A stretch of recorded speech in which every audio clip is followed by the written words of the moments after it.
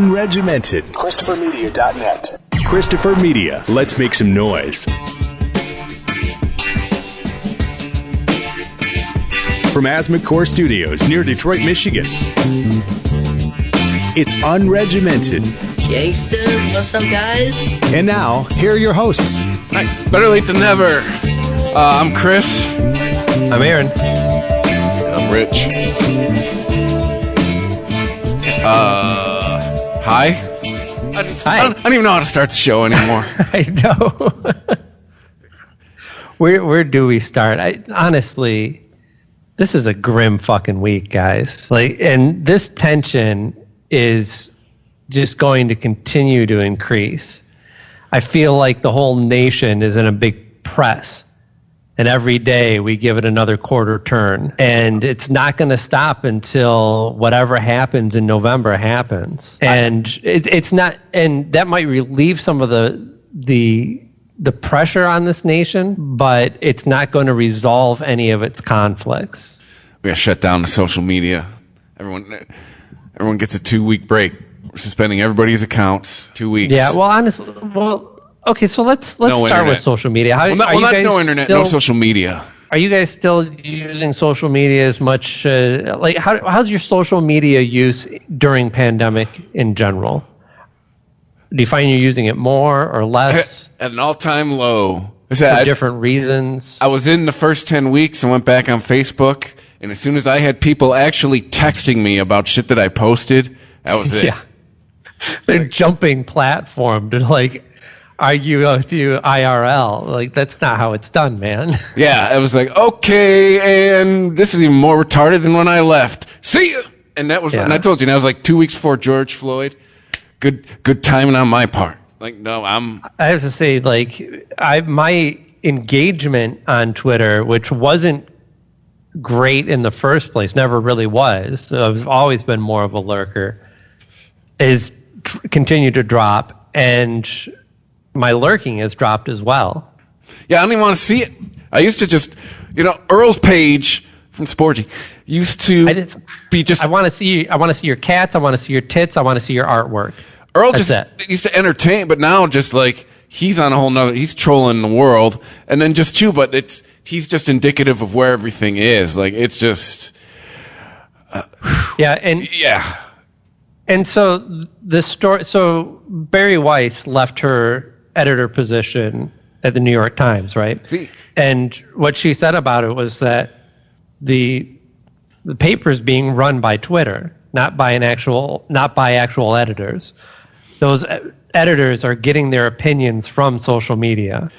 Yeah, and that's scary. Not only because it's generally the stupider, less informed people who are the loudest on social media, but because of that, the smarter people are engaging less and in different ways on social media, and either finding a smaller audience that they don't have to do outrage porn to get responses, or just finding different platforms, or just not using social media at all.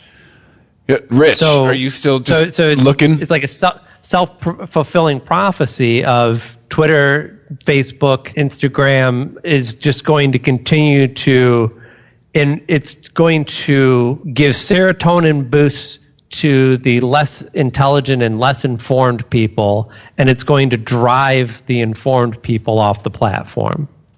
Rich, are you still in look, don't touch mode with social media? I just post shit that I find amusing that's fairly non-political or, if you're my friend at this point on Facebook, don't come on my page arguing, because I'll just give you the boot. I don't care who you are. It doesn't matter. I'm there to have fun. But I lurk. You really can, I don't know about Twitter, but on Facebook, just by who you unfollow, like in your friends, I'm not talking about block them, just unfollow them, to where if you want to see what they post, you got to go to their wall or, their page or whatever. It really does affect what the other shit that Facebook will show you. And I've pretty much unfollowed the heavy political people. If I want to see it, I go to their page. And a lot of the heavy political bullshit kind of went by the wayside within like a week. It's kind of like if you are logged into YouTube and you go watch cat videos for fucking 5 days straight. Eventually, a lot of the clickbaity, we want you to get pissed off about this bullshit starts going away and you start seeing other stuff. It's just the way their algorithms work. So that's pretty much what Facebook to me is just laughing at. It's like driving through like just a really shitty neighborhood and being like, whew, thank God I don't live here. You know what I'm saying? Like, yeah. Right. I can't. Yeah. Take your look and let's go. You know what I'm saying? Like, we're not stopping.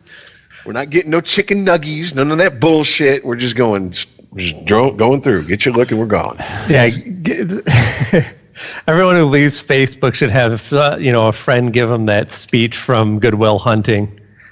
Like, get out of here and don't come back. Like, go out, get off Facebook and make something of your life. Don't be like us. The only reason I even have social media is to promote this shit, to promote the podcast. Yeah. I would not have a Facebook page. I wouldn't have any Twitter accounts. They would all. Social media is garbage, and it's fucking shit up. This is how I've dealt with it. I've pretty much, unless you were just like a friend of mine who just is a shit poster, just posts goofy ass memes. I pretty much see sports stuff. I see, like music pages. A few different film pages I follow, stuff like that. That's fine with me. If I want to go fucking get involved and get in the mucky muck, I know that's just a click away. And that I don't do very often because I just I do have blood pressure problems, and it's kind of hard to read some of this shit from people who I've known for fucking decades, and I have respect for, but I'm like, you can't really think you're going to order something from Wayfair and a child's going to crawl out, right? Like, you can't really think this. This is a joke, right? Like, all these conspiracy theories and shit is going on, the QAnon shit, all of that. Yeah. Okay, so put a pin in that because I want to get back to QAnon. But I want to talk about, so like Barry Weiss and Andrew Sullivan. Andrew Sullivan came out and backed up Barry Weiss on her opinions. By the way, both sides of the aisle, people. One from the left, one from the right. Both saying the same thing. Yeah, okay. Well, they'd be labeled as the evil centrists these days, but yes, traditionally a liberal and a conservative. Both people who I was introduced to through Bill Maher's show, Andrew Sullivan being a longtime guest on his HBO show, and Barry Weiss, I think maybe I had heard her name before and thought it was a dude until I saw her. I know her from Bill Maher. But yeah, I really know her from Bill Maher. And Barry Weiss isn't somebody who I agree with everything that she says. But what I do find in her is consistency. Consistency and a lack of bad faith arguments. That's all I really need. If somebody has a consistent viewpoint and doesn't argue from a point of bad faith, then I think their opinion's worth listening to. Doesn't mean I have to agree with them. Doesn't mean that I'm supporting her ideas by reading her op-ed pieces or listening to her on a TV show. And I think people are losing sight of what it means to be to work in the op-ed department for a newspaper. She's someone and the amount of and part of the proof of her claims is in the amount of op-ed retractions that have happened, not just at the New York Times, but all over. Or the fact that several instances of they've straight up changed headlines from Twitter outrage. Who the fuck does that? Like, it's a mob, and it reminds me of the mob. Their tactics. Having story retractions is one thing, and I understand that that's like it used to be more so an embarrassing and damaging thing for any journalist. But these things do happen, whether it's because of bad intent on the journalist or just not doing your full check on your story. It happens from time to time. Crazy thing called vetting. Now it's retractions on, well, we should have rephrased this headline, or we didn't thoroughly fact check or make sure that everyone on staff was approving of the message from that we put in this op-ed piece. It's an opinion piece. Yeah, it's in the name. And in the you're fact checking opinion. Like, yes, it's good opinions are made when you take facts and you apply critical thinking to them, and you try and come up with, like, what do all these facts add up to? That's how. Now, you can use opinions to prove anything, right? Facts to prove anything, as Homer says. And you can use those facts to... But really, I mean, that's such a great Simpsons line because it is true. It's funny because it's true. You can take any amount of facts and put them, in a certain order, and look at them in a certain light and omit other things and produce whatever opinion you want. That doesn't mean, as long as though that a person is making their opinion, again, from a place of good faith, then it's a valid opinion. We don't have to agree with everything that goes on in the op-ed space. As a matter of fact, that's traditionally been one of the strongest parts of a paper, is their willingness to promote a dissenting opinion with their op-ed. That's kind of what it was there for. You knew, growing up in Detroit area, we had Free Press and Detroit News. And you knew where the slant was on that, and it was consistent. And if you wanted the other opinion, you could read the other paper. But they also would print op-eds of people that disagreed with one of it. Could those people go and put that paper, if they had a conservative opinion, could they put it in the Free Press? Yes, but maybe they'll actually reach somebody that they wouldn't normally by putting it in the Detroit News. Where has this mindset come from of, I don't want to hear anything that I disagree with? Like, because that's really what Twitter is. Ignorance. Yeah, because if you don't have a strong argument for why, if why something is true is because everybody that I follow, everybody that I talk to believes this to be true and tells me that it's true, and it's not something that you've actually sat down, done critical thinking on yourself, and done a little bit of research and tried to form your own opinion and not just gone with the mob. That's where the anger comes from. So you can't put up with a dissenting opinion because you don't have a strong base for your own opinion. Your opinion just floats on the surface of everybody else's opinion. And when it's the same as with religious, yes. Religious stuff. Remember when you were in like whatever teen youth group or whatever, and they go, don't listen to this type of music because it could make you start to question things. Well, if a damn song is going to make me question my religious beliefs, maybe my religious beliefs aren't built on that good of a foundation. Yeah.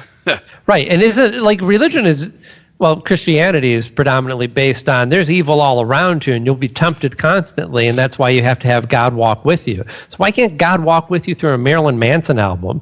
Like hearing it, God's not going, look, I'll walk through the desert with you and sometimes I'll carry you, but I ain't going to listen to that Marilyn Manson shit. You're on your own with that. This guy from Jacksonville, fuck you. Yeah, I'm out. This guy's from Jacksonville. But it's a perfect analogy, Rich. And it's because the fear is that my argument, my faith isn't, there's nothing structural and factual to back it up. That's why the outrage. So, because we've taught everyone, this is something that the conservatives have adopted from the liberals, that everyone's opinion is valid, and to attack someone's opinion is to attack them directly. So you can hide behind that anything just being your opinion, and you take your outrage from that. You're personally offending me. You're attacking my beliefs instead of firing back with, well, you believe this to be true because of this. Well, let me tell you where I'm coming from. And then when you cave into that dissenting opinion shouldn't be offensive. Like being offended by somebody else's opinion is insane to me. Absolutely insane. I mean, sometimes those opinions add up to actions, and when those do, and they affect people that you love or yourself in negative ways, be outraged, be angry, be active. One of the questions I love asking... But the opinion of somebody else is essential. Yeah, Nobody's all going to agree on every... At what point are we all... Do you think that we're just going to be able to purge this country of opinions that you don't care for to the point where we all agree and we finally have a utopia? Maybe. Yeah. One of the things I love doing, trust me, I do it on this show all the time when I disagree with someone, is why? Why do you feel like that? You don't shut the conversation down. Like, and there's this... And when you cave into the mob, like the Times is done, you now turn them into their behavior into like the mob. Like now, Twitter now reminds me like, hey, it's a nice little career you got there. Be ashamed if something happened to it, huh? I think traditionally what the idea behind the op-eds page is if you publish something that people are vehemently agreeing with, listen to those people. Some of them will probably be writers. Take the best opinion. Take the person who forms that opinion the best. Give them the op-ed page now. Okay, you said that that Jack Kemp is a fucking moron and doesn't know what he's talking about. Well, enlighten us. Yeah. Right? So now here's a chance for you to have your say. Let's give you the op-ed page. But instead it's like, well, we had no idea that Jack Kemp was such an asshole, and now we feel like an idiot for publishing his op-ed piece. Well, it was like the thing with... It's weak.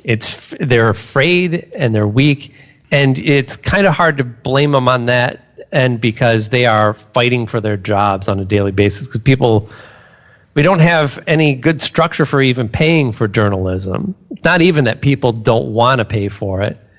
It's that there's no incentive to pay for it. Well, I actually know the reason why it's like that. There actually has been like industry studies on why that's struggling. It's because they gave it out for free first. It initially was like, hey, click on our online edition, and they didn't charge right away. Right, but TV's made that transition fairly well. And they managed to go from an advertiser base to a streaming base, and there are many steps in between, of HBO being a good step in that. And what HBO did that made them the success that they are today and kind of changed the landscape for television. That was that first foray into getting away from the idea of just strictly advertiser-based television. And it was content. And they did strong content. They did content they believed in. They made brave choices in a lot of the content that they put on. Not all of it was successful, but they didn't back down from it either. Well, the other part too is... we put out 2 episodes of Oz and people got kind of uptight about the anal rape scene, so there goes that show. Like, the only time that they backed down from the show was the show about the horse racing. And, horses that were used in the filming of the show got put down. And they were like, oh, gosh, killing horses is still something that, like, nobody can get behind. So, but also... you're now starting another conversation about the news and content, which no, I think that is part of the what constitutes as things that go in as news stories now. And I think that's the problem. The strong content and standing behind it means that you're going to publish that op-ed that's unpopular, and you're going to publish another piece from your editorial saying why you think it was important that this piece was published and why you back the publishing of that piece. Well, yeah, like what was the thing at the beginning of July that Tom, whatever his name is, that op-ed, the Republican who was calling for the National Guard on the streets, like, and then acting like 20 sets of eyes didn't see that thing before they published it. Oh, we didn't know. We're sorry. Okay, but look, you pointed out, Aaron, that the print press is holding on for dear life, and the reason they're holding on for dear life is because people would rather go to I don't think it's an online source. Wait, real quick, I think it's just I was saying journalism in general, print. Okay, well, because I'm kind of getting to that. Journalism in general, yeah. So you have these newspapers who are not selling what they used to. People rather go online. They look at, okay, what is their business model? outrage clicks. Bait them with the title. Leave something important out. Get them to where they're almost angry that they're like, God damn it, what? I want to see what could kill me. That are 11 things in my house that could kill me. Let me click on this. And it fucking works. So they've lowered their standards to that. There's hardly any journalism in the, I guess, the lower levels of the print media. I mean, it's local just journalism. Yeah, absolutely. It's just like the local news. All the news is manufactured. It's not reported. It's not found out. No, there's nobody breaking stories. Those journalists are almost freelance, or they're like working for Rolling Stone for 5 years at a time, and they go work for Vanity Fair. You know what I'm saying? Like those type guys. That's where the real journalism lies. But that's become a cottage industry. Mm-hmm. Yeah, people would rather it's not impossible, though, to still have that be successful. I mean, I don't know how successful the Metro Times is, but I know that it's still around. I know that it's still free. It's still solely advertiser-based, and it still publishes a lot of great articles. Now, maybe that is your model. Like a newspaper like the Times, it's a huge paper. People read it all over the world. They're going to want to report on everything. I understand that they got a big staff, all that stuff. But, Metro Times almost has like a model that's more like like The Daily Show, or now Last Week Tonight, or whatever it's called, where, they're not going to cover everything. John Oliver doesn't get on his show once a week and go, here's everything that happened in the last week. He picks usually one story that he and his team thoroughly research and decide this is what we think is, maybe it's not the most important thing, but maybe it's an important thing that not a lot of people are talking about, or something like that, and focusing their energies. You have a small team of dedicated people that can produce engaging stories every now and again. I think that's going to get through to people more so than the shotgun approach to your traditional daily newspaper. I don't know about that. I mean, if you have traditional newspapers bowing to online pressure. I mean, first of all, what is it like? What is it like? 7% of the world is on Twitter. Yeah. And like of that 7%, like 4% are actually active. Like on a daily, basis, right. Not just following. Now, that's obviously we're talking about people that engage with the app or the website. If you're not good with math, that's way less than 1% of the population that is the vocal Twitter. And so, why are we listening to them? Oh, that's right, because if they put the right clickbait out there, even if it's on printed form, and they also carry it online, it's 19.6 million people. People will show up and click on it and comment, and they can charge more for advertising because click equals money. Well, I mean, that's the problem. But once again, they know where their bread's buttered. They're not going after people who don't give a shit about the news. We had a local example here about a month ago that Kwame was getting out because of COVID. Yeah. You guys remember? Yeah, that was. In a couple radio station here and a TV station here had a little bit of egg. I had a whole lot. Had a fucking carton of egg on their faces because they ran with it. They put it up. They were going for the clicks, and they ended up looking like idiots. I had a friend who was a full-time news reporter for a radio station here in town. He quit last week. And that was one of the reasons. There's a few reasons. But it's just one of the things he told me when I asked him about why he quit. He was like, Murrow said it a few years ago. News got shoved into the circus tent with everything else. And if Murrow said that it had to be at least 50 years ago. And boy, you didn't even know about Twitter, buddy. Like now, that is literally what it's. What did Barry White say? She said, didn't you mention it's become a performance space? Did she? She may have said that. Yeah. So it's just, this should be a wake-up call. If you're the New York Times, if they think they give a shit, no, they'll just hire someone who agrees with them, right? Yeah, they'll continue to look for less opinionated people who are able to produce content that people want to see, and not anything that challenges them.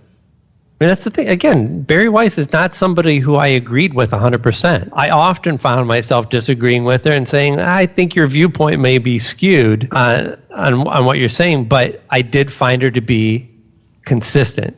See, I dubbed her as one of the sane voices of liberalism. I can't point to a case where I could say, wait a minute, she's taking these facts and deliberately manipulating them to try and get a response from a reader or, sway them to her view. No. I've never found that. No, absolutely.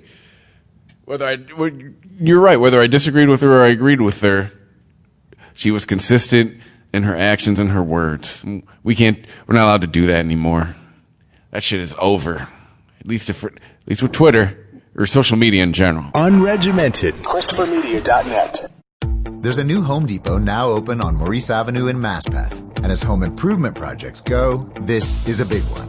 Use the product locator on our app for an in-store map to find what you need fast. And check out our new pickup lockers. They make online shopping a breeze. Of course, one thing's not new, our everyday low prices. The Home Depot, now open near Maurice Avenue and Long Island Expressway in Maspeth. And always open at HomeDepot.com. The Home Depot, how doers get more done. It's clearance season at Target. Save up to 70% off thousands of amazing finds like sweaters, sleepwear, outerwear, and shoes for the entire family. So shop the best clearance deals at Target, where low prices and great deals make it easy to save. ChristopherMedia.net. Unregimented.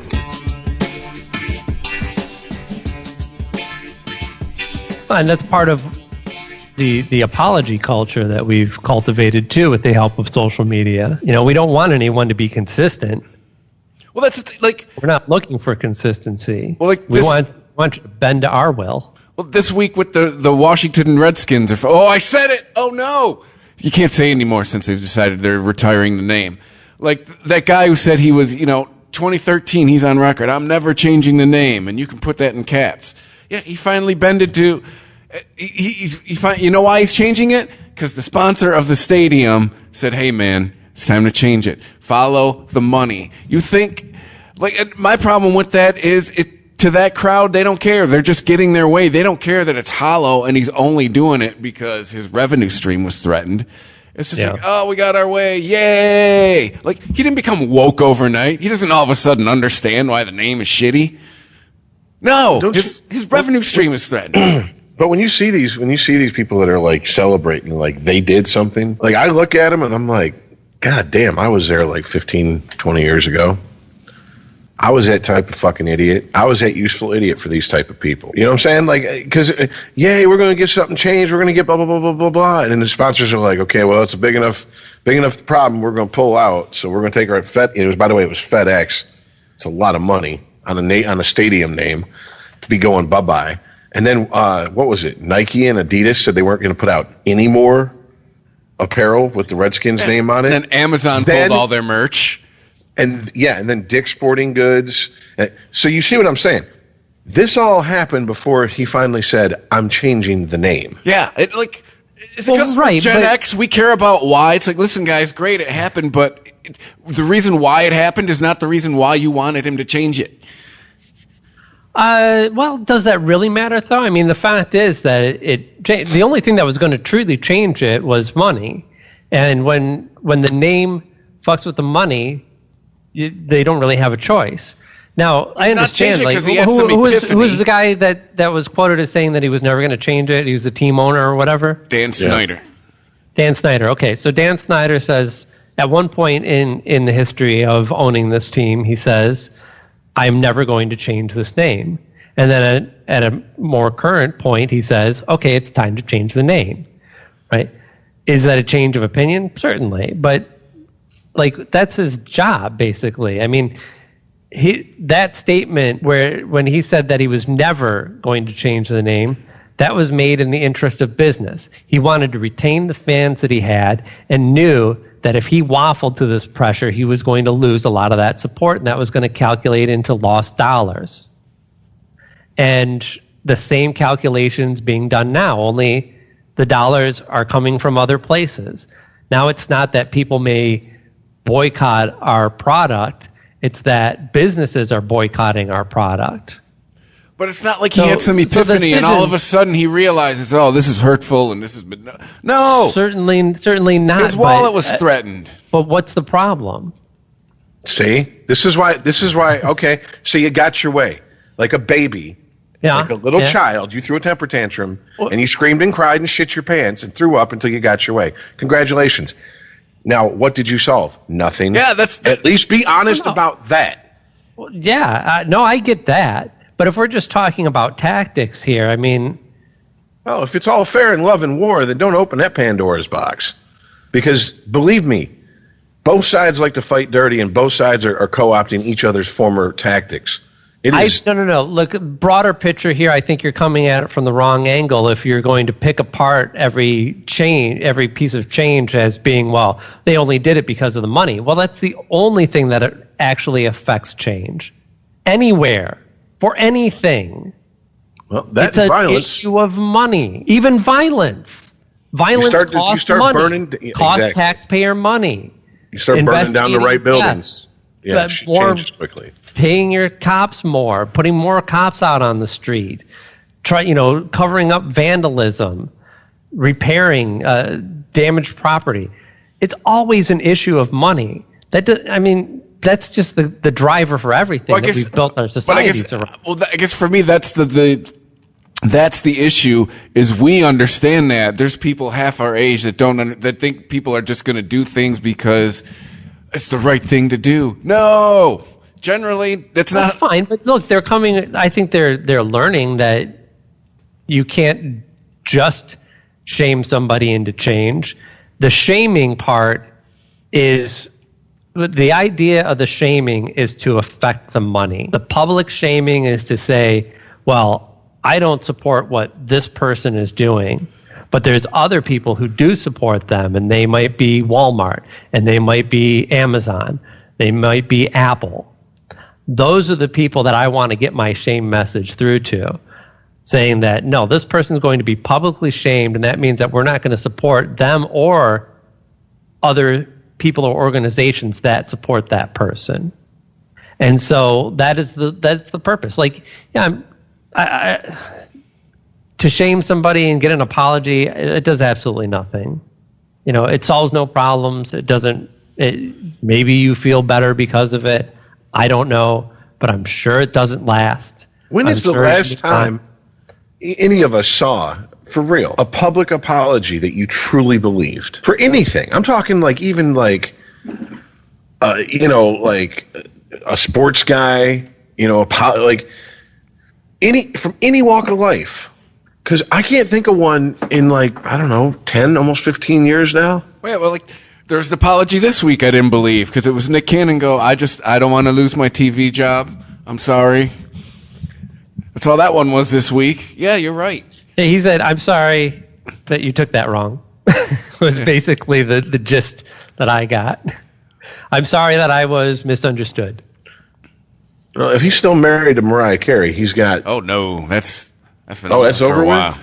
Yeah. See, I don't the last time I paid attention to Nick Cannon was he did a movie about being in college on a drum line. Dang. That's 15 years ago? I don't know. You wish. I think that came out in 1990-something, sir. There you go. I know he had a show on MTV, and he married that Mariah Carey, that crazy bitch. Okay, well, fuck it. I'm sure he's got money, though. Yes. But still, he didn't lose one of his gigs, some show like The Masked Singer or something like that, and then he still got his podcast, which I find it funny that radio was so threatened. Certain people on radio were so threatened by podcasts. Now people who have their own podcast networks and empires are pretty much uncancelable. You can't fuck with them. If they own their shit and they work for themselves and they tell you to go fuck yourself, where do you go from there? Adam Carolla brings that up once a week. What are you going to do to me? You know what I'm saying? So I just think that's kind of amusing, but I don't know. Sorry, I got a little distracted. I got some interesting stuff going on in the background. Let me mute this shit. You guys go ahead. All right. Well, I think we've railed on this for the appropriate amount of time. I mean, really, it's mob rule, right? With news outlets, it seems, at least with the New York Times. Yeah, mobs aren't smart. I don't understand why all of a sudden we think mobs well, mobs can't be smart. Like, mobs don't do critical thinking. It's just not. There used to be a TV show called The Wisdom of the Crowd, and the first time I heard that title, I laughed my ass off. Like, what? The wisdom of what? You ever seen a crowd? Well, it depends on what you're defining as a crowd. Like, an enraged crowd that is in the middle of demonstrating is not doing critical thinking. But the wisdom in the crowd can save us from. Look, if we're talking about, there's a lot of things in criminality. A lot of things that happen, horrific things that happen, that I have like gut reactions to. I see stories about like child abuse or something. There's one mother was sentenced for literally beating her son to death, 5-year-old, And what's my thought? That person needs to be beat to death, right? That's what I feel like is justice. But I also understand that feeling is coming from our perspective of a overprotective parent and somebody who cannot conceive the idea of trying to beat a child in submission, much less to the point of death. It's insane.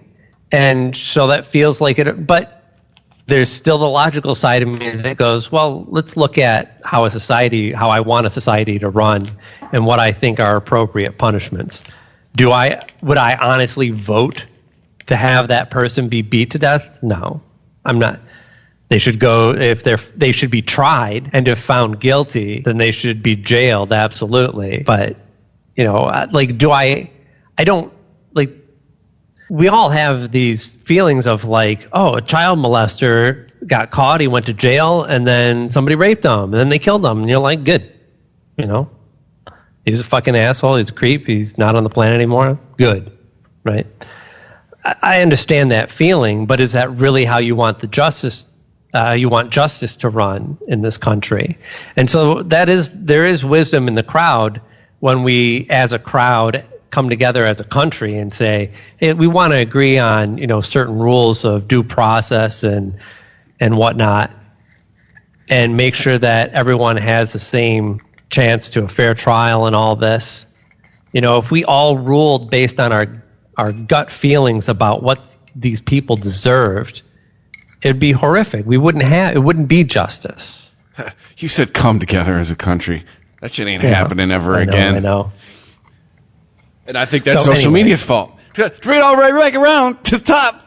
And I think that's partly the fault of social media. Well, since we I'm gonna pick that. Look, it's not social media. Social media is people. Okay. It's I don't know. It's something. It's pretty divided. I mean, it's accelerant people on our behavior. What I'm saying is, Twitter. Nobody created a thing called Twitter that does. Twitter is an AI. It is not making decisions.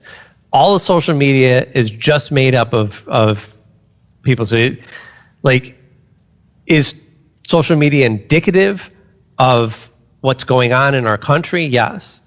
Is it to blame? No. How do you blame an entity that doesn't have, it's not doing anything. It's just following the money. It's doing what every other corporation does. And Pac-Man's up a long row of dollar bills and just follows that path. Well, understood, but it's a space where people can say it's a place where people can say crazy shit without consequence. We've talked about it before. How much stuff do you think people say on social media they would say to somebody's face? It's a combination of a lot of things. It's the relative anonymity of the internet. It's the fact that so many people are on social media, and it is literally in our pocket via an app on our phone now. We carry it with us everywhere. You have tribalism is completely acceptable now. It's in fact online. You better pick a fucking side. It's like going to prison and walking across the yard being like, what's up, brothers? And they're like, white boy, are you lost? Because the difference is you're about to get fucked up. The difference that I'm trying to illustrate is just in the syntax, but I think it's important. Don't say Twitter is. Twitter's doing. Twitter's making us. Say people are using Twitter to push us in a bad direction, or to popularize horrible ideas, or to, Twitter is a tool, right? It's like saying, when you say to me that Twitter is doing this and is thinking that, to me that's like saying the wrench is fixing my car. The wrench is not fixing my car. The wrench is a tool that I use to fix my car. Twitter isn't destroying the nation. Twitter is a tool that people are using to destroy the nation. And I think it's an important distinction, that you're not going to fully understand what's going on with our society and social media until you can keep that distinction in your head. It's kind of hard to keep that distinction in your head with people who refuse to see that distinction themselves, who are neck deep in Twitter. No, you know what? It does matter. It does matter, because you can't get through to them.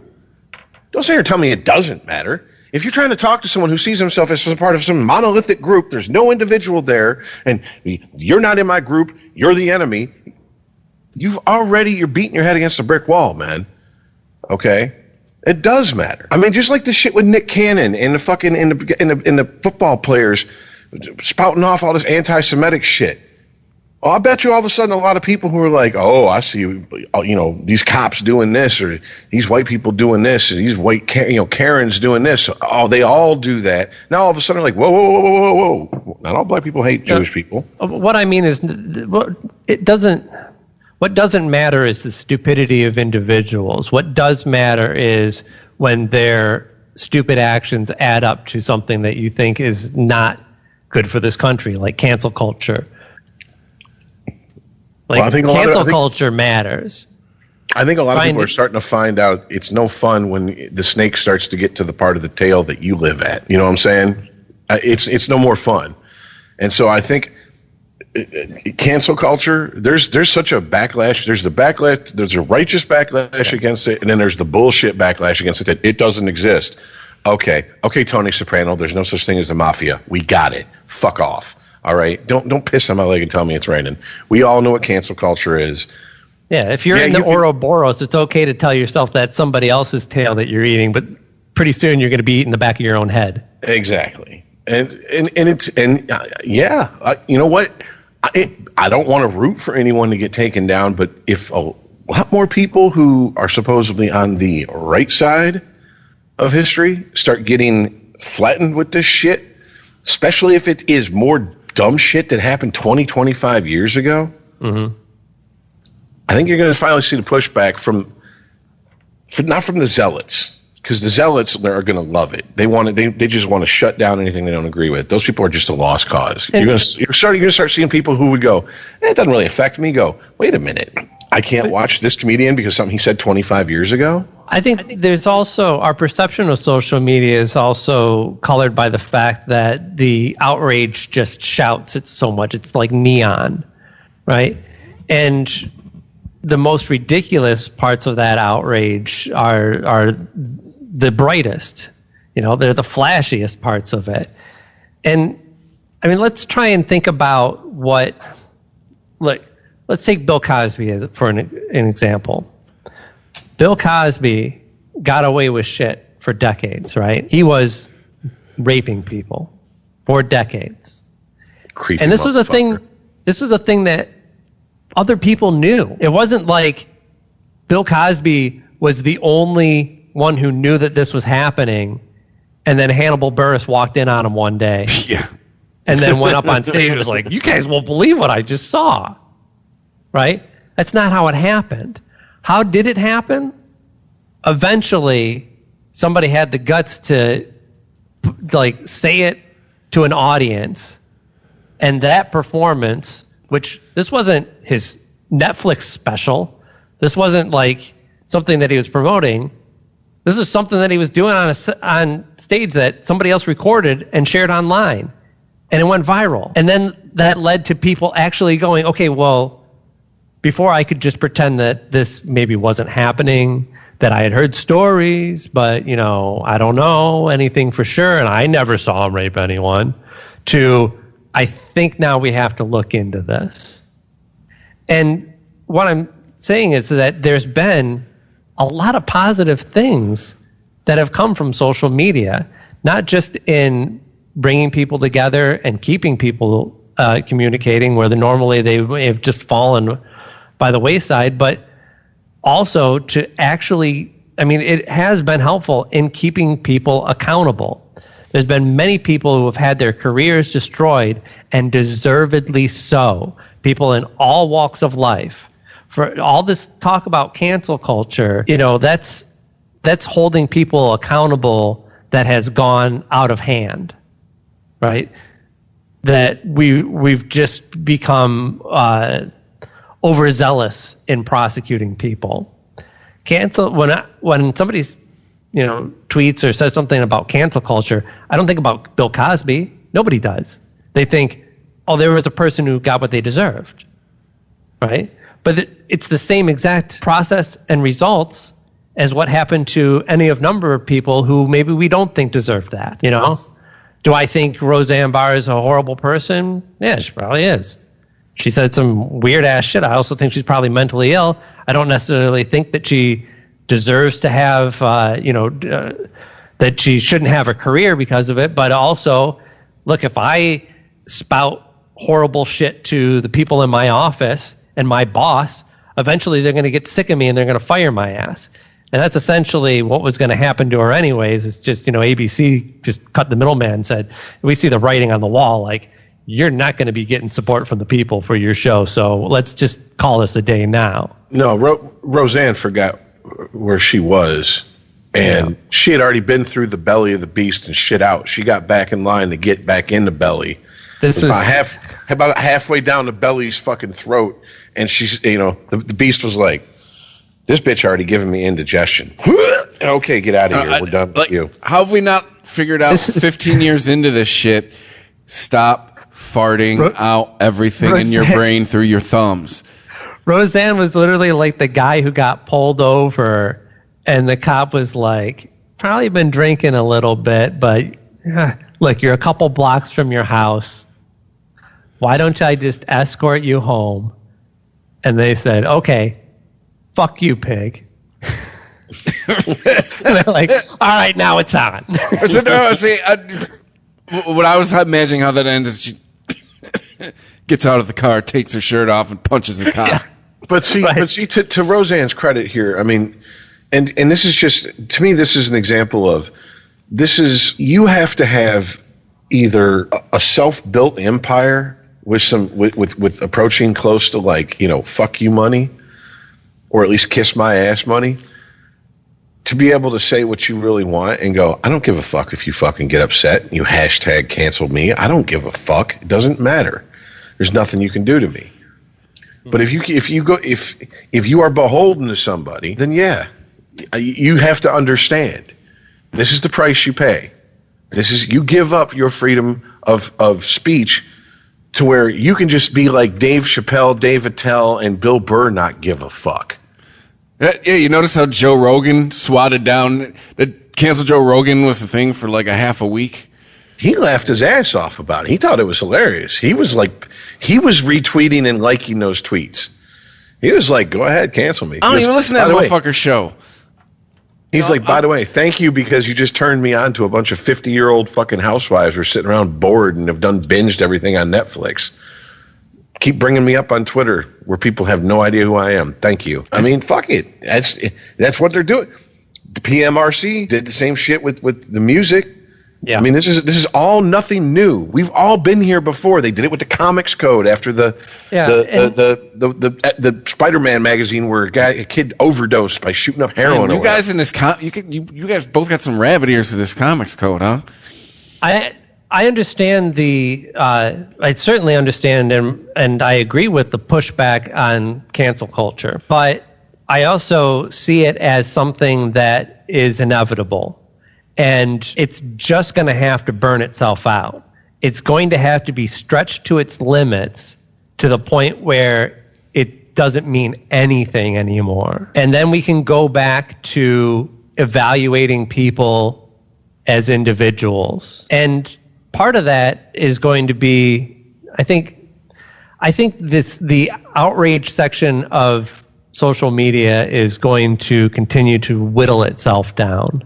People are going to take it less seriously. There's also going to be the longer term monetary decisions that are being made, where some like Disney or NBC or something like that might make a decision to cancel a show or fire an artist or something like that because of outrage on Twitter.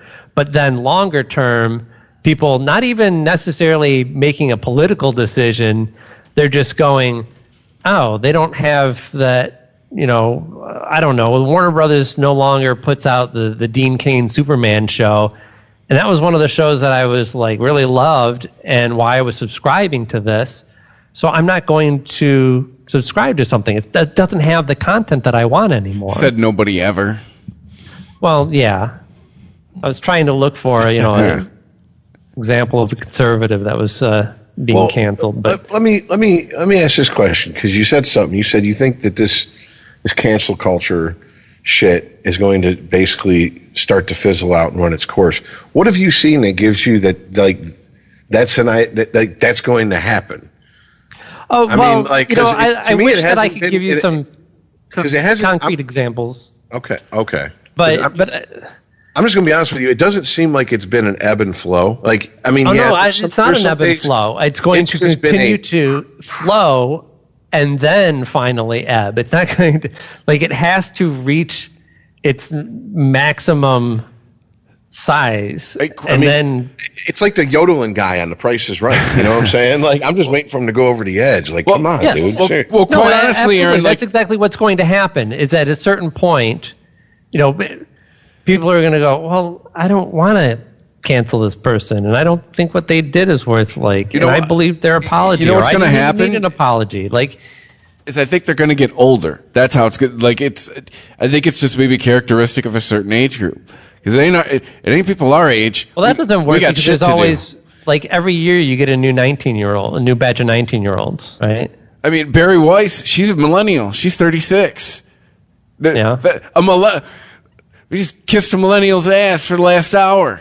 So I mean, so it's they get older, or how does it burn itself out? Unregimented. ChristopherMedia.net. Imagine the greatest collection of real-life entertainment on the planet, all in one place. Go ahead. Dare to stream with Discovery Plus. Stream now. Stream what you love. ChristopherMedia.net. Unregimented.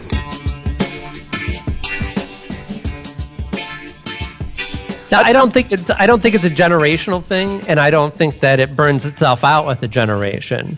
I'm saying that, what's happening with a lot of all right, rape is a good word to use in this example. We have continued to expand the definition of rape to the point where if somebody says, "Oh, he was accused of rape," they go, "Oh, well, Cosby rape or Kavanaugh rape, or was it Franken rape? Which one was it? Right? Worst horror movie ever." Which 2 out of those 3 examples, for all the evidence that anyone could come up with, don't even involve rape, right? Sexual abuse is something, I don't think that it's a good thing that somebody touches somebody else's breast without permission. I just don't think that that's also a good thing to put that in the category of rape, because that's a specific term that has a specific meaning. So we're doing that in ways that's not constructive for words that we need to keep around, whether we nobody likes the word rape. Well, but if everything's rape, what's rape? So cancel culture is not something that we need to hang on to. So let's gape this shit out. It's not going to stop. It's going to continue to escalate, and the only solution is to burn itself out. I don't know, man. Once people start getting a taste of power, they don't like to relinquish it. And this, like I said, this is all this shit is just the playbooks that I grew up with all the religious people in my family. But their power comes from other people taking them seriously. And the more they gape out these things like cancel culture, the less they are taken seriously. And therefore, the less power that they have. But that's if it was just based on how serious it's taken, I would agree with you. But another part of cancel culture is to undermine anybody who doesn't fall in lockstep with your goose stepping on cancel culture and declare you Trump adjacent, closet alt-right, a Nazi, a fascist, whatever. That is intertwined in it. You can't have one without the other. You have to literally go on the attack and scorched earth policy everyone who's not on this side of your wall. That's what you have to do with this shit. So you can't even speak up against it. So where is all this people going to go, man, we're tired of this shit? Because they'll just be labeled alt-right, Nazis, and everything else. The end result of those actions is painting yourself into a corner. You continue to draw battle lines and say, I'm on this side and you're on that side. And you do that with enough groups and you're alone. Man, what group has painted itself into the corner from any extremist? Now there's major institutions like the Republican and the Democratic Party that aren't going anywhere. That's Coke and Pepsi, baby. That you can continue to align yourself with. They're here forever. They might change and morph, but they're, at least for the foreseeable future, that's not going to happen. But yeah, I mean, I don't know. I don't have concrete examples of handy that I can say, oh, this is, the way this one was handled or the way that person handled it. I don't know. I think the optimist. Remember that, Rich. I know that I've seen examples of this. I've seen people go after, creators, artists, the people in the public eye, and there actually be pushback to that. And yeah, I'm starting to see, like, it really depends. It seems like it really depends on how beloved the person is to how much people, like, if there's someone who's off the radar or if they've slid down from, like, B to maybe C or D list, it's a lot quicker to write them off and fuck them, they're assholes. Like J.K. Rowling. Well, believe me, if she hadn't you said it yourself. If she hadn't finished those books, well, motherfuckers would be like, I'm reserving judgment till I read the last Harry Potter book. Right. Well, right, but also the people who are really outraged by her statements they're not a large group of people. It's not like every Harry Potter fan across the world all thought the same thing. Most of them were like, it's kind of weird what she said. Anyway, I'm going to order the latest hardback edition and read it all again because I love this shit. See, this is why I'm in favor. The media would have you think in the response to her statements that she's now going to have to sell one of her 10 houses. Yeah, she was over. Yes, exactly. Like somehow the crowd showed up and stripped her of everything but her, a T-shirt and a pair of shorts and said, "That's it, you're done." They burned her houses down. Yeah. Or that's the reason why Disney might not make, or whoever's making the Fantastic Beasts, like those Fantastic Beasts movies suck dick. They're horrid.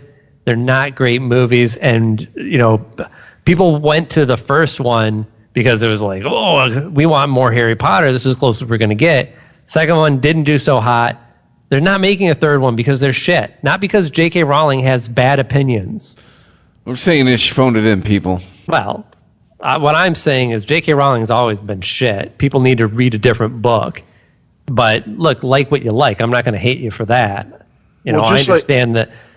I read many comics that, there's a lot of stuff that I read from the 70s and 80s that I'm like, this would not fly today. Not because of the subject matter, but because the quality of the content. I'm like, this dialogue is just insanely stupid. It's like a cartoon.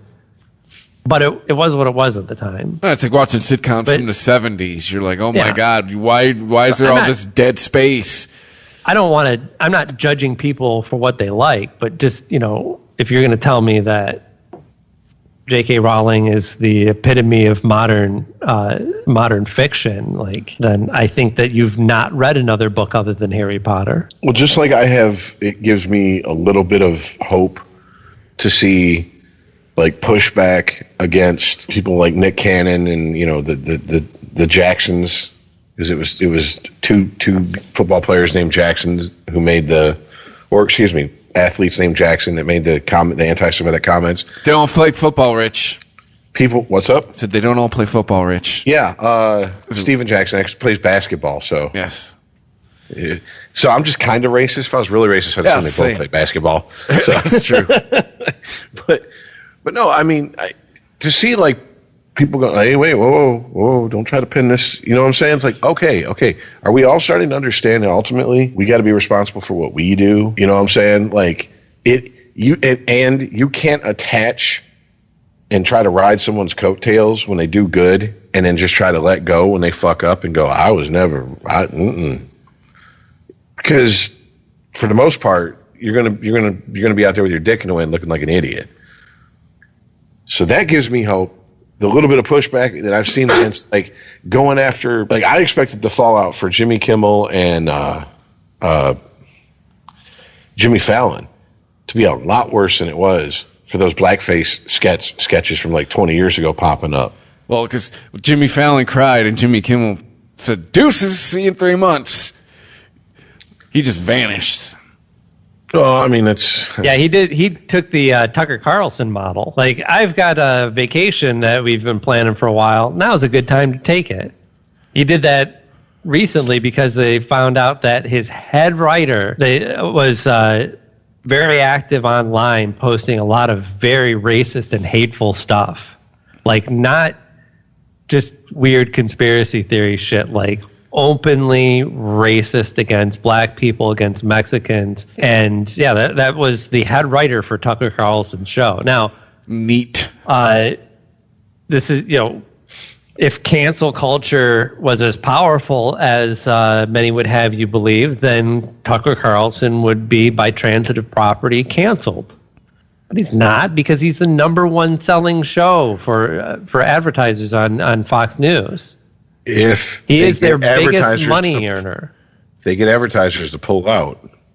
Well, that's why he's there. He took over O'Reilly because he has. People pieced out on O'Reilly. He's lost many advertisers over the types of content that they put on his show, and they keep getting new ones because they've got people lined up to advertise on his show.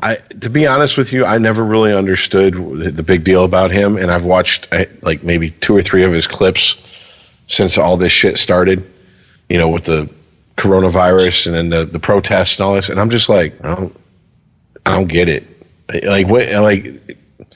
You're reading off a teleprompter, you're reading something that someone else wrote. I'm not feeling anything genuine coming from. You're literally a talking head. Why do people care what you fucking say?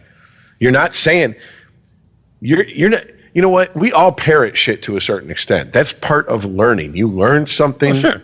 You debate, you mull it over in your mind, and you spread the knowledge and you give it your spin. But I mean, just to read off a teleprompter and he's like, "Oh, this is great political mind here." Really? Are we watching the same show? He's just a talking op-ed. It's all those shows are. They're talking op-eds. I mean, and they're not. It's not even their op. Yeah, it's a team's op.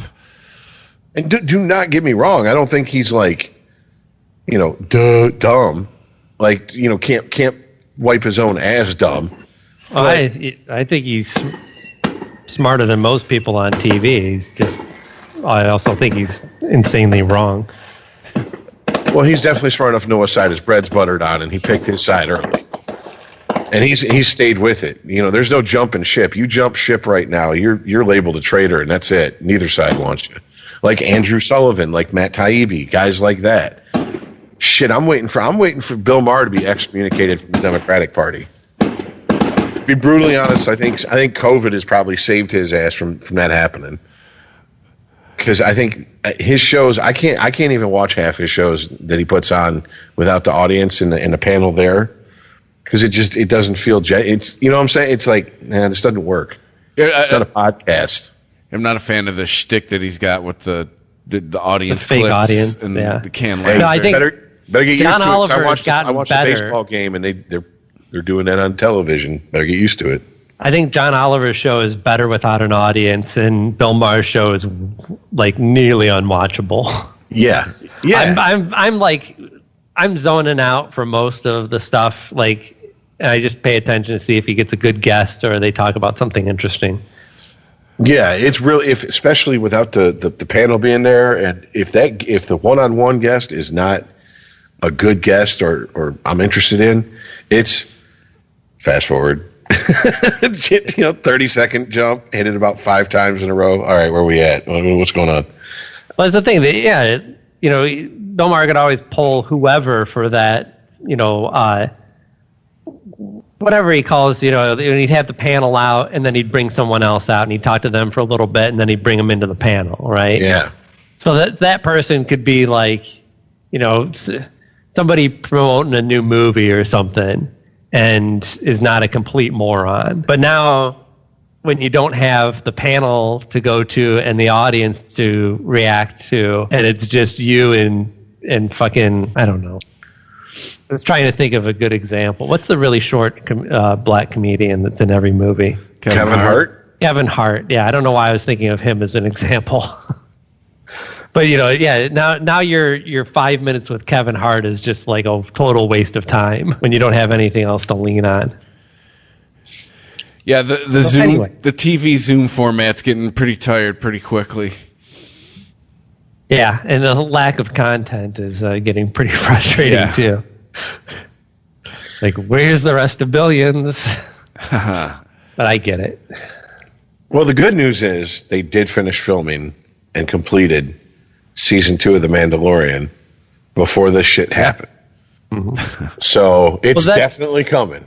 Yeah, a lot of these streaming services kind of have a leg up, especially Netflix, because Netflix has stockpiled so much shit. And most traditional studios they've always been in that model of like they make the content, they put out the content, and then they make more content, they have no stockpile. Disney doesn't really have much of a stockpile.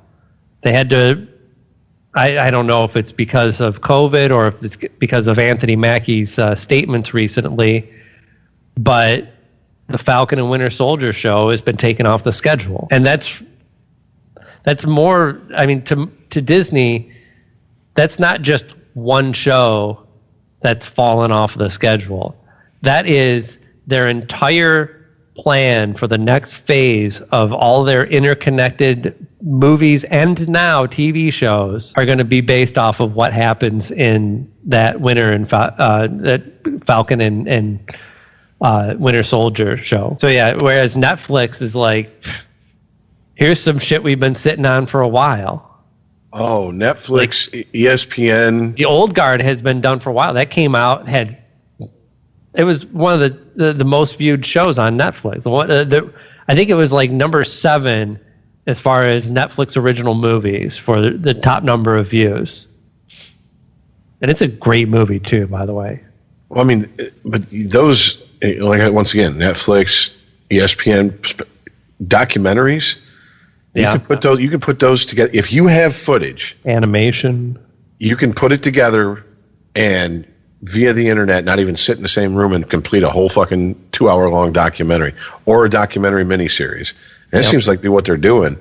Because, that Jeffrey Epstein one come out quick. I was like, this is all out already? They had all this on this motherfucker? Or is this what they found out since his he originally got busted and they went in there? Which, the fallout's still being felt because, go ahead, Chris. I'm not even going to mangle her first name. What is her name? Oh, Ghislaine? Ghislaine? Ghislaine. Dude, she's going to die, right? Okay, first of all, I would have lost $20 if a buddy of mine was truly a betting man, because I put $20 on the table. I said, she's dead within 10 days. It's been 10 days. Especially since earlier that day, I had heard that there was a rumor floating around in a few news sources that were like, as far as reputable, but still sometimes they're right. So you give them the credit, benefit of the doubt. Said she had tested positive for COVID. I'm like, oh, this bitch is dead. But then that turned out to be a false story. So, well, too, there's rumors that she has a roommate. She's only wearing like a paper gown. Like she's under constant surveillance. Something's going to happen with her. I'm telling, like during prison transfer or something. This 2 presidents, one of them sitting. There's no way she ever makes it to court. Here's what I'm thinking. If she's sitting on a mountain of evidence, video evidence, records, photographic evidence, and she's smart, she's backed it up. She's got it. I mean, literally, she's got it. Didn't she hire the prosecutor who took down El Chapo? Yes. I mean, so he's obviously went into private practice and is now a defense attorney. But I think he defended El Chapo, didn't he? Oh, yeah, that's right. Yeah, she hired El Chapo's attorney, dude. Oh, okay. Yeah. Well then, okay. Right, and what Garagos was saying on the show that he does with Adam Carolla is that guy is known as like the guy to go to now for a plea deal. Yeah, like if you've got information and you want to work out a deal, then that's why he thinks that she chose that lawyer. I'm thinking she's got this shit stashed, in the cloud. She's got external hard drives. She's giving them people she trusts. She's got them sitting in fucking safe deposit boxes. Hopefully, she's got that shit Mission Impossible. Like, if my heart stops, this data gets like released to social media. Yeah. I mean, I guarantee you, if she's smart, that's because that's the only way she's going to survive long enough to make a deal. And if they kill her after that, after it's released, like if she releases it, if she goes dump it on the press, I don't give a fuck, dump it on the press, and she just releases all of it, it's a vengeance killing at that point. You're not going to stop the fallout. She just they got the evaporates. names. I mean, if you kill her, it's a vengeance killing. It's obvious what's going on. So that might be in part of her plan. Like if it starts looking, she looks up and sees that blinking red light, stop blinking, that's recording her cell. She, yeah. Release the hounds, what I'm right? saying? Like, oh shit. Cause it's gotta be what's going on. She has to be sitting on shit. And here's what I was telling a buddy of mine. Let's say she releases 200 names. We're only going to really probably recognize, like, holy shit, like, really? Maybe 5 of them. Yeah. Probably going to be a bunch of, a wealthy, faceless people. And if she's really smart, once she releases a large chunk and it's proved, and when they investigate it, that when there's smoke, there's fire, so it's legitimate evidence, she'll sit on a couple aces up her sleeve in case they try to pull some last minute bullshit. She'll be like, I got 3 more names. You really know who they are? Because they're the biggies. Well, I think you're right. There probably is a lot of people that we're not familiar with. And, if they just published a list of names, we go, well, okay. But that's not what's going to happen. It's going to be this person who nobody's heard of, who is a CEO at Disney. Well, too, and we know she's Republican, because if she had a 14-year-old blowing Trump, we'd know about it by now. I just think they fucking, from everything I took the hit on the Michael Jackson documentary. Someone else got to watch the fucking Epstein one. I can't, there's only so much child molestation documentaries I can shove in my head before I want to go on a kill crazy rampage. So it's not happening.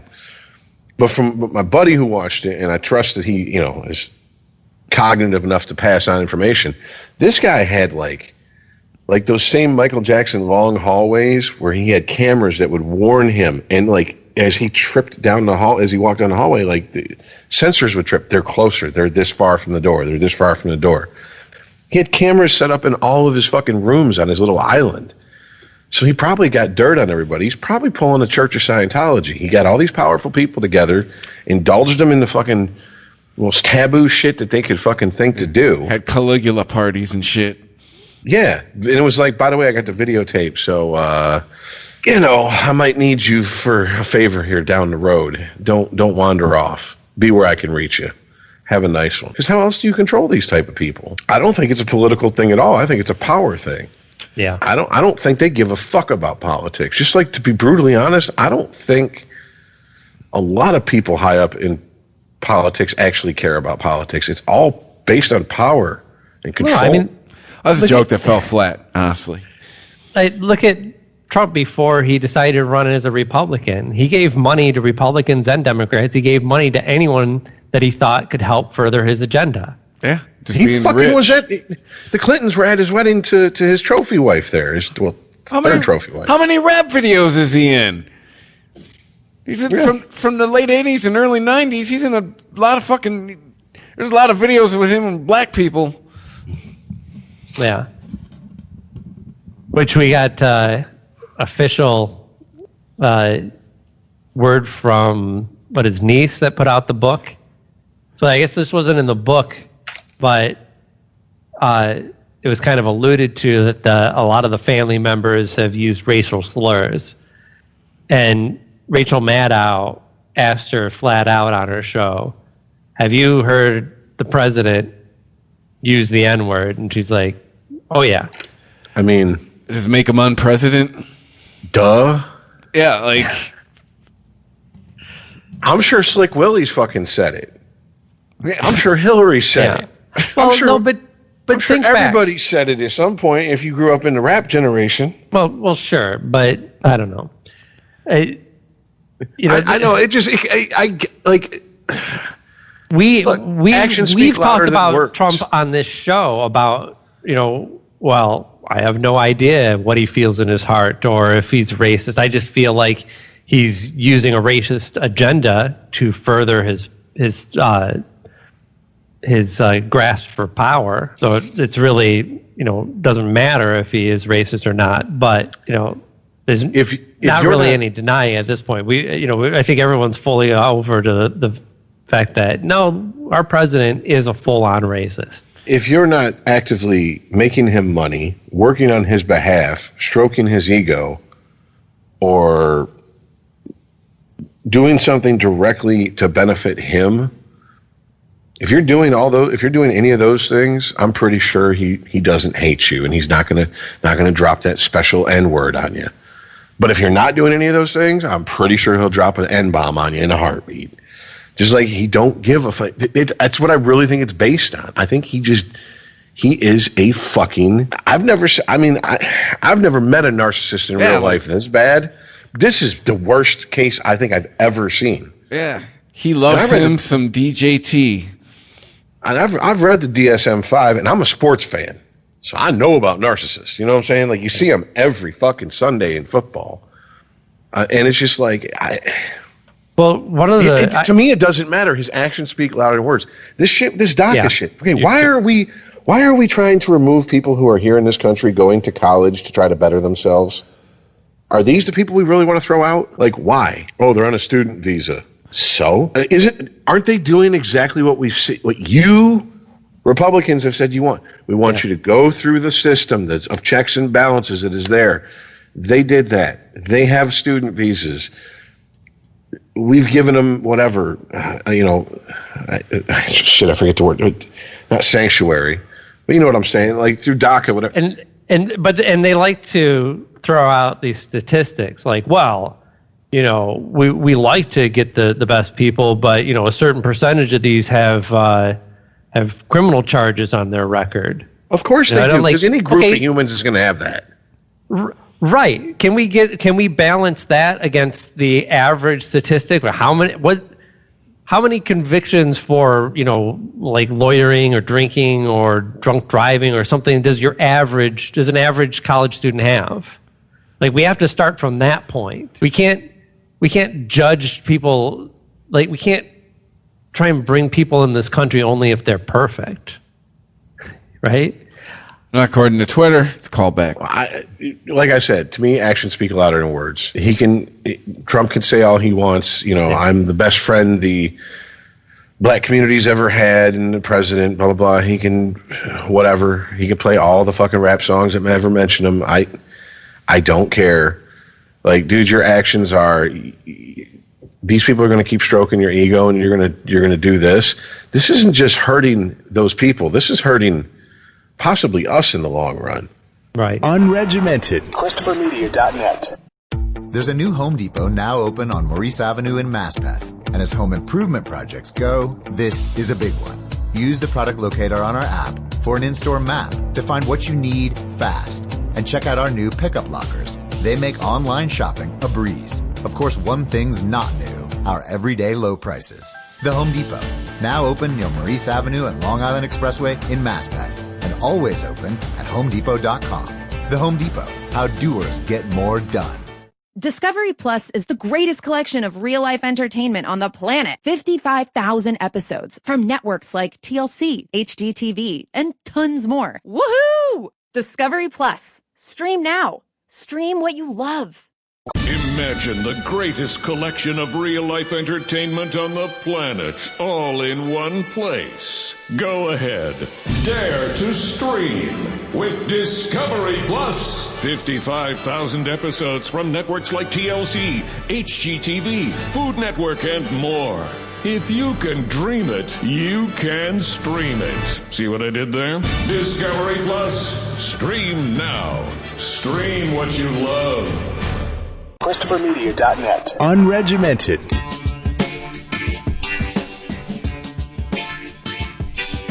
There are still people who believe that, like, he's not a complete narcissist, right? Because he loves his family, and on the condition that they do nothing that reflects badly upon him. Also, they're pieces of him too.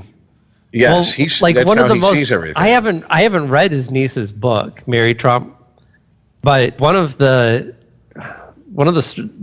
stories from the book that they were talking about on the Rachel Maddow show was about how Trump had a nephew that was born. Donald Trump had a nephew that was born the day after his father died, right? Or I think it was the day after the funeral for his father, right? So they put Fred Trump on the ground, and he has a nephew born the next day. And that nephew this poor kid suffered from seizures where it would just go completely blue, like couldn't breathe. And when obviously when the family finds out about this, they're like, we are a family of means, we take care of our own, right? We're going to make sure that you get all the medical care that you need. They went to the company that provided the health care for for Trump's company, the family company, and said, whatever they need for this kid, approve it. Doesn't matter if a doctor says it's medically necessary. Doesn't matter if they go over co-pays or whatever the fuck.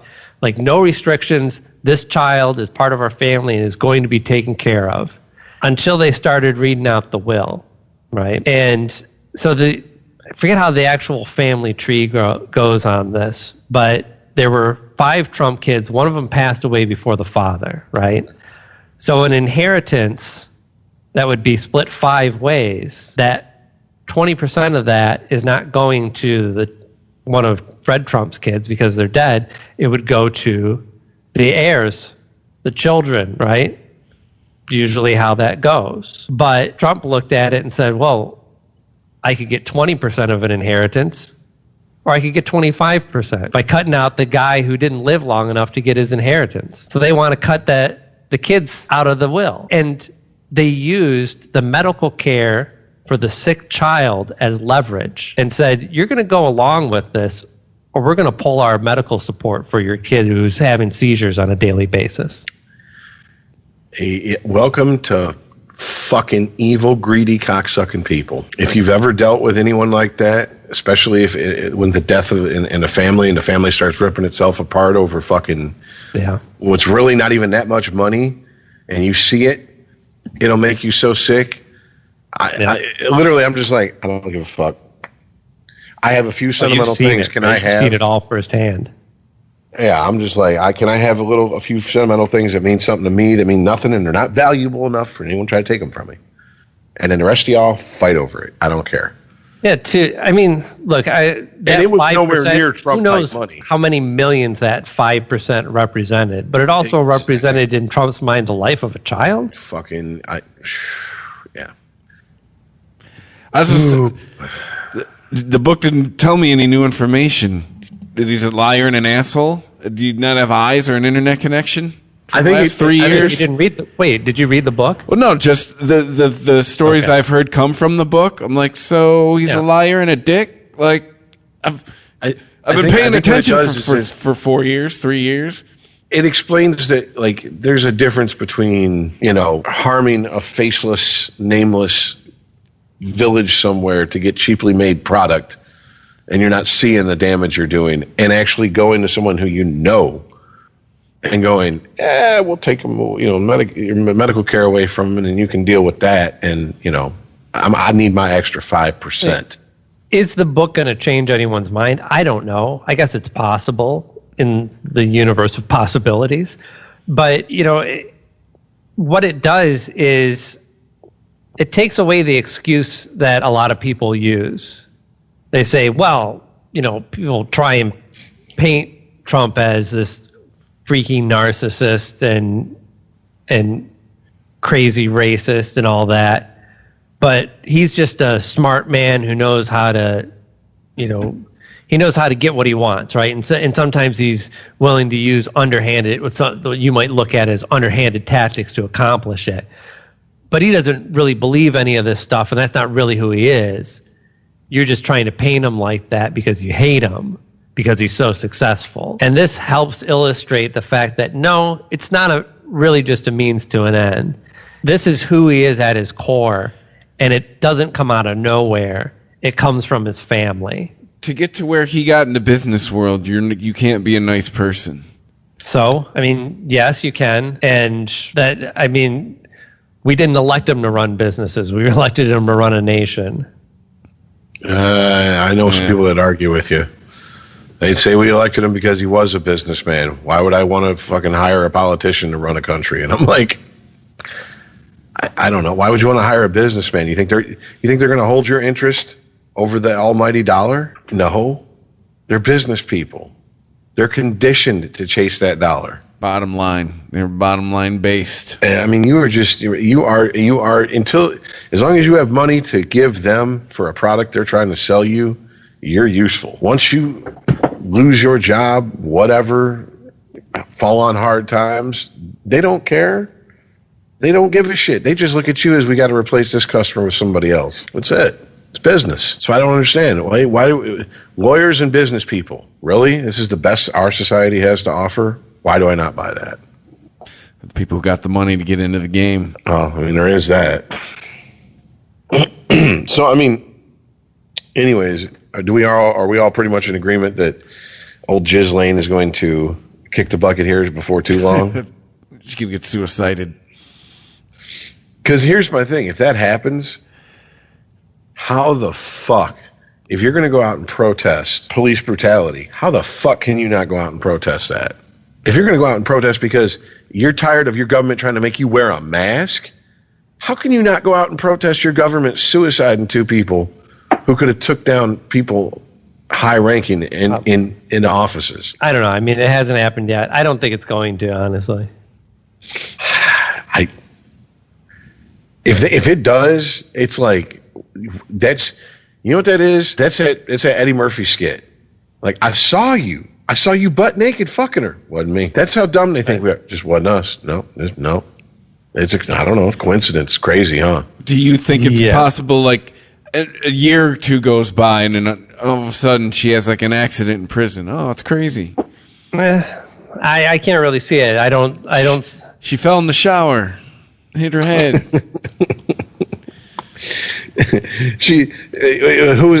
I forget who. He ruled him a suicide. He shot himself in the front and the back of the head with 2 different caliber handguns, and he ruled a suicide. What? Are you serious? The thing about Epstein, though, is that Epstein was caught off guard, and for all we knew at the time, everything was in his head. It was the information in his head that was dangerous. Well, with his paramour, Ghislaine, she had time to prepare and protect herself properly. Oh, and the information doesn't die with her. Oh, he had his own cell network. He tracked every packet of information coming in and going out via anything. she was on a what 200 and this wasn't his property, this was her property, a 260-acre compound when they came and got her. Like, if you got that much money, oh God.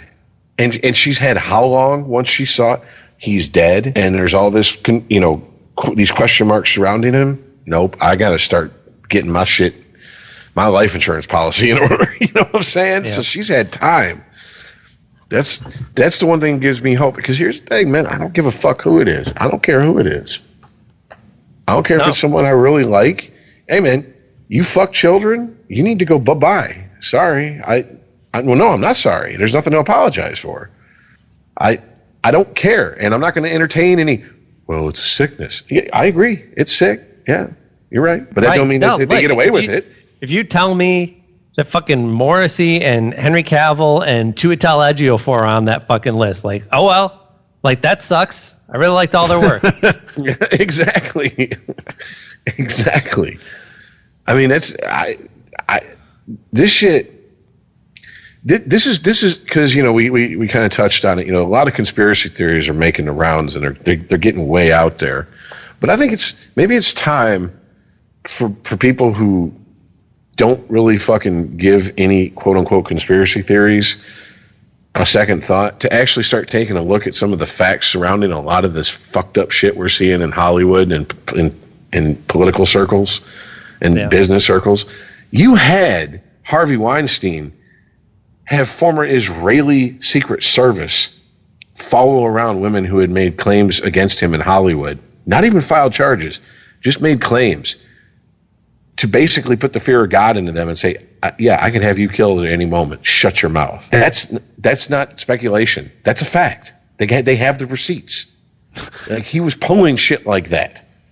All right? I mean, you have politicians and business people hopping on a fucking private jet to go, Lolita One to go to Pedophile Island multiple times. Yep. Flight records. We're having a lot of conversations in the era of Trump over whether the president is above the law and whether political power makes you immune to persecution.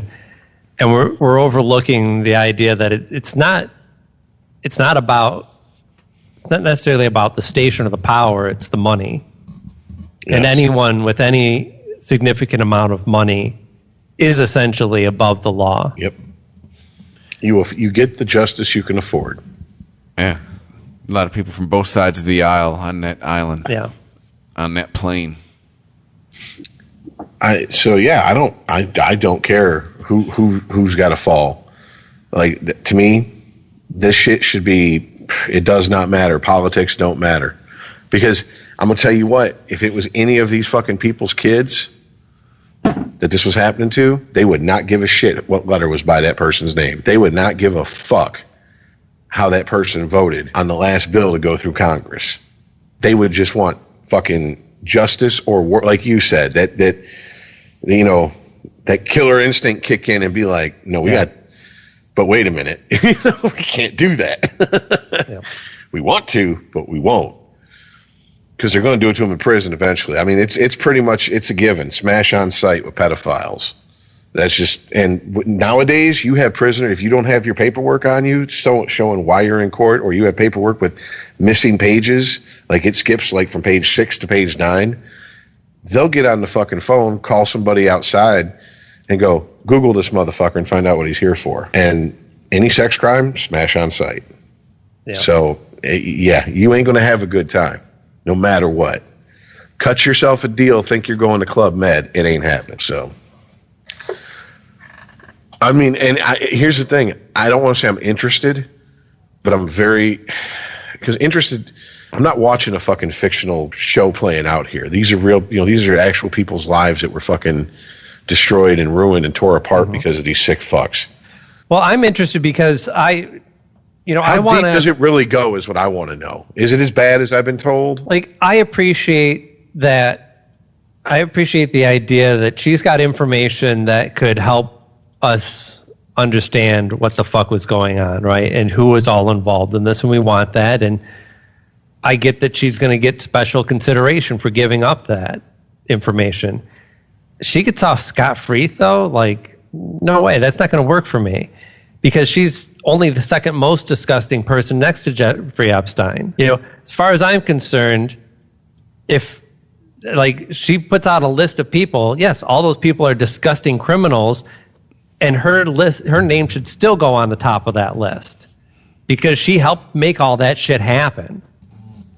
She recruited girls. Yeah. I mean, that's... She went out and fucking... She's like the worst of all. If she raped nobody, which she probably didn't, she's still more disgusting than anyone that she could produce on that list.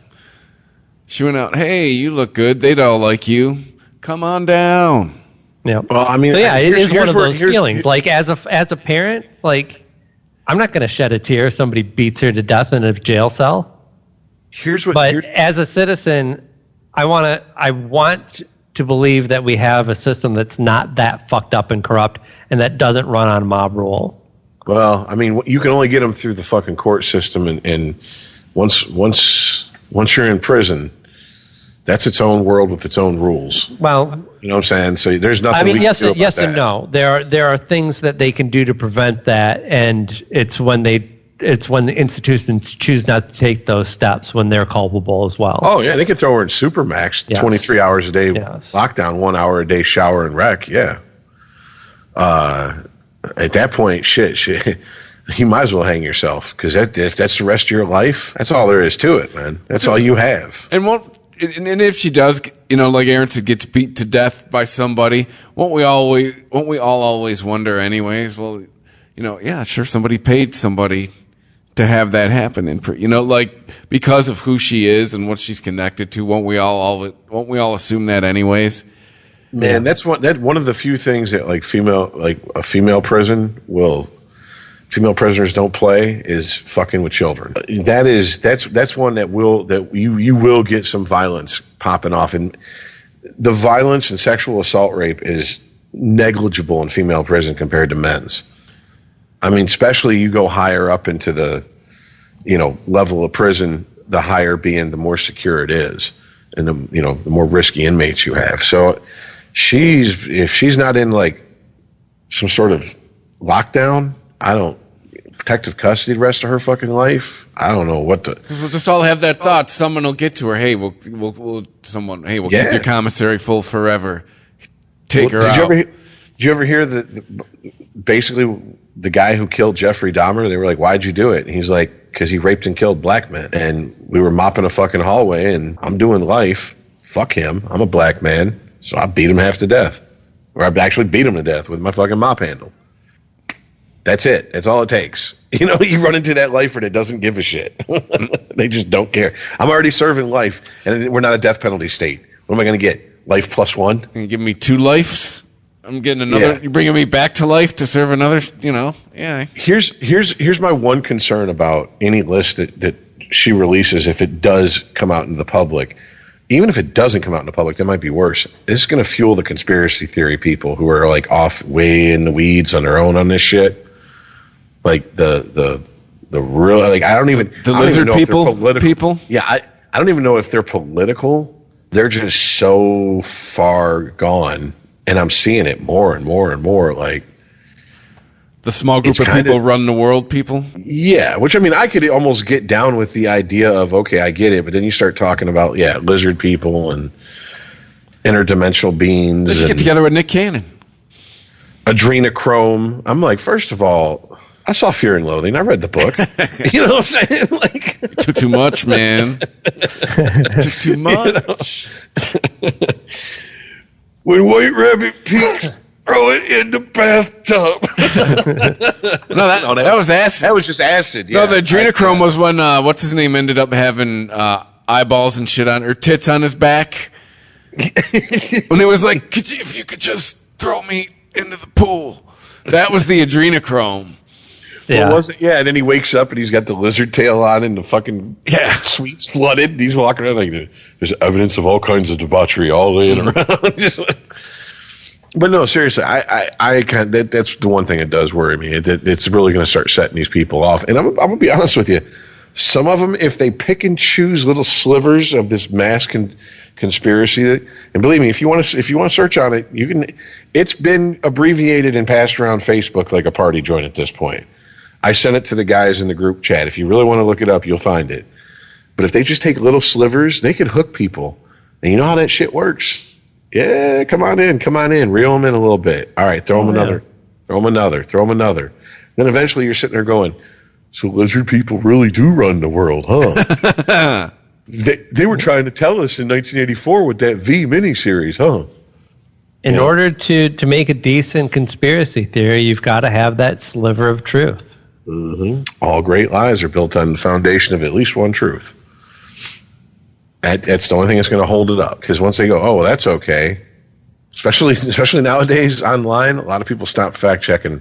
They just, let me see. Okay, looks legit. All right, let's go. So, yeah, the art of referencing is dead. Well, you know what Marshall McLuhan said? He said every new medium turns the old medium into art. Maybe the print media will become more like old school journalism because of, you know what I'm saying? They're just like, fuck it. We can't, eventually they'll realize we really can't fuck with the internet. People have an outrage machine in their pocket. We just better appeal to people who want real journalism, and maybe it'll do it. Movies did to television, you know, and cable did to movies and shit. You know what I mean? Problem, and I'm being half smart ass-skull and half not. It's printed on paper. I know, but there's still a lot of people out there that read books, man. Yeah, but you could download them onto your phone and read them. You know what I'm saying? Gun to my head, I'd rather have a physical book. I get you, I know, but like you could sit there and flip through a book digitally. My fucking pops did that shit on a Kindle. Like it's you know, papers. I bet you we might see like the death of paper in our lifetime, or the very minimal usage. Like that's, you know, it's the screen now, man. That brings it all back around. I think you're going to have definitely a smaller market, but I think you still have a market for it. I mean, old people. Self-driving cars are going to be the way that our transportation is going. Self-driving vehicles of all sorts. That doesn't mean there won't be a market for other types of vehicles. It'll be a specialty market. And it's going to be a while before insurance and trucking companies will be like, we're completely comfortable with a self-driving vehicle with no human sitting behind who can override the controls. Because you know it's going to be a slow change. Because the first time there's a mass fuck up and you know, loads start falling out, getting, you know, in accidents, ruined, insurance companies are going to go, we should have had a person back there. So change will come slower, but you know what I'm saying? Like, that's the thing. Like, we're not, the societal change we're going through is at like speed of light. Everything else, technology, I mean, Jesus Christ, man. We just went back into space for the first time in almost a decade? And we went via a private company? Right. Never in the history of anything in this space program has that happened. And other countries have been doing the shit, right? Well, they were talking about this on this week's I almost called it This American Life, on the media. I was listening to it. They were interviewing, I wish I could remember his name, but they were talking about how, and they were talking about this in the context of climate change, but also in general how people perceive change of any sort. And when it happens at a slow enough pace, we do not even see it as change. Like, if we really sat down and thought about what the summers were like when we were kids versus what the summers are that we experience now in Michigan, they're different, as are the winters. Like, the evidence that the climate has changed is right there in front of us. Mm-hmm. But because from year to year, we don't notice drastic change, it's like the frog boiling in the water. It just keeps... The bath just keeps getting cozier and cozier, right? Until you're dead. I agree with that. Because all you got to do is just constantly look at hottest, you know, year so far on record temperatures in the Great Lakes. Like, Shit, there was one of them that was like 87 degrees, like out into the lake. We're not talking near the shore, out into the lake. I'm like, God damn, you take a bath in that shit. Man, that's nuts. I've been swimming in both sides of the state. It was never that warm. That's for damn sure. Yeah. My air conditioner's been out for a month straight. Turned off the other day for the first time I heard it. I was, oh my God, thank God. I do not want to see when they readjust my budget-wise here in December. Yeah. It'd be like $300 a month. Good God. All right, well, do we want to wrap it up? Yeah. Okay. All right. So, yeah, we are on Twitter at @RegimentedPod. Email on regimented@ChristopherMedia.net. Thank you, everybody who is listening. Go to ChristopherMedia.net.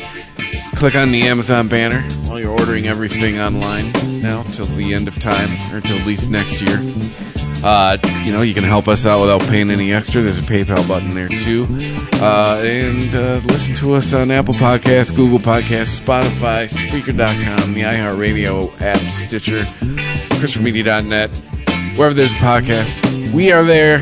Thank you for listening. We'll see you next week. See ya. Later, guys.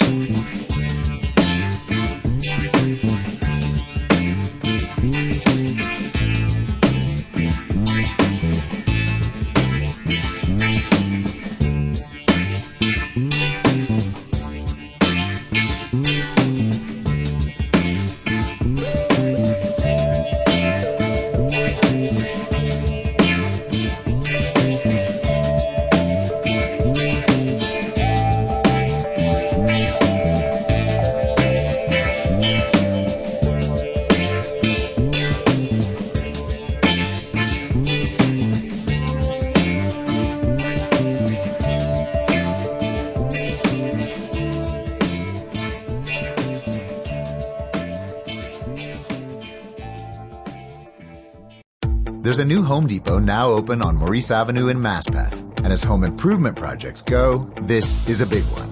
Use the product locator on our app for an in-store map to find what you need fast. And check out our new pickup lockers. They make online shopping a breeze. Of course, one thing's not new, our everyday low prices. The Home Depot, now open near Maurice Avenue and Long Island Expressway in Masspeth. And always open at HomeDepot.com. The Home Depot, how doers get more done. Of all the streaming services out there, only one is different. Discovery Plus. It's the greatest collection of real-life entertainment on the planet. 55,000 episodes of food, love, true crime, home, from networks like TLC, HGTV, and tons more. Yes! With stars like Chip and Jo, an exclusive new series from 90 Day Fiancé, all in one place. Bam! Discovery Plus. Stream now. Stream what you love. Unregimented. ChristopherMedia.net.